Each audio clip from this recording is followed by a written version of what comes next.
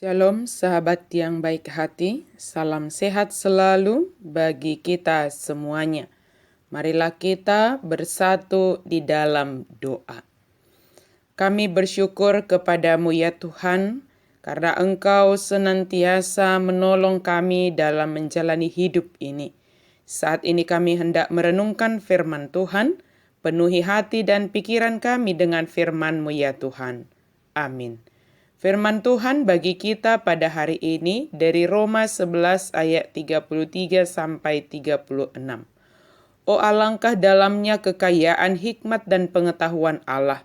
Sungguh tak terselidiki keputusan-keputusannya dan sungguh tak terselami jalan-jalannya. Sebab siapakah yang mengetahui pikiran Tuhan? Atau siapakah yang pernah menjadi penasihatnya? Atau siapakah yang pernah memberikan sesuatu kepadanya sehingga ia harus menggantikannya?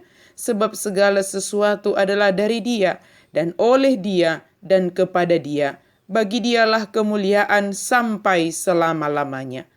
Bagi Dialah kemuliaan sampai selama-lamanya. Pujian akan kedalaman kekayaan hikmat dan pengetahuan Allah oleh Paulus nyata melalui pengalamannya.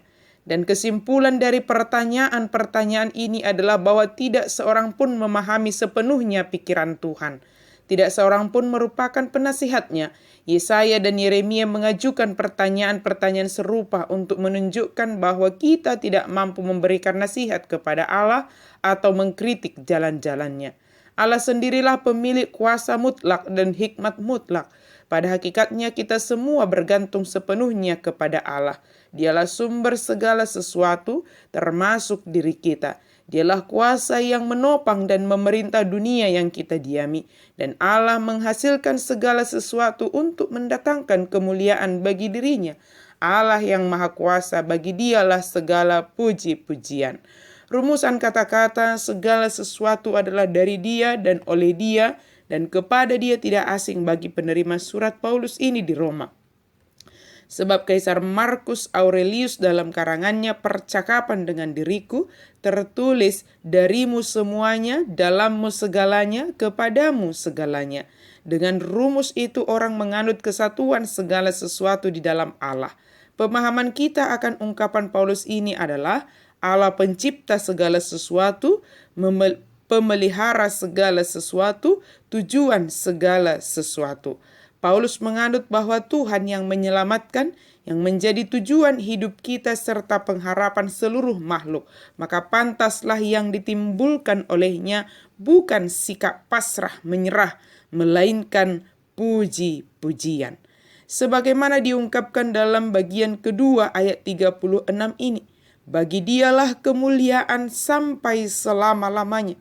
Berhadapan dengan Allah yang begitu kaya akan kemurahan bagi kita orang berdosa ini, maka kita tidak dapat memegahkan diri kita sendiri. Hanya bagi Dialah puji-pujian sampai selama-lamanya.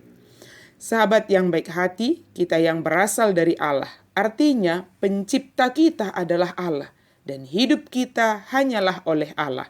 Bahwa Dialah yang memelihara hidup kita hingga saat ini, serta tujuan hidup kita adalah Allah. Fokus hidup kita hanya terarah kepada Allah saja. Tidak ada tujuan lain dalam hidup kita ini yang menolong kita untuk taat sepenuhnya hanya kepada Allah.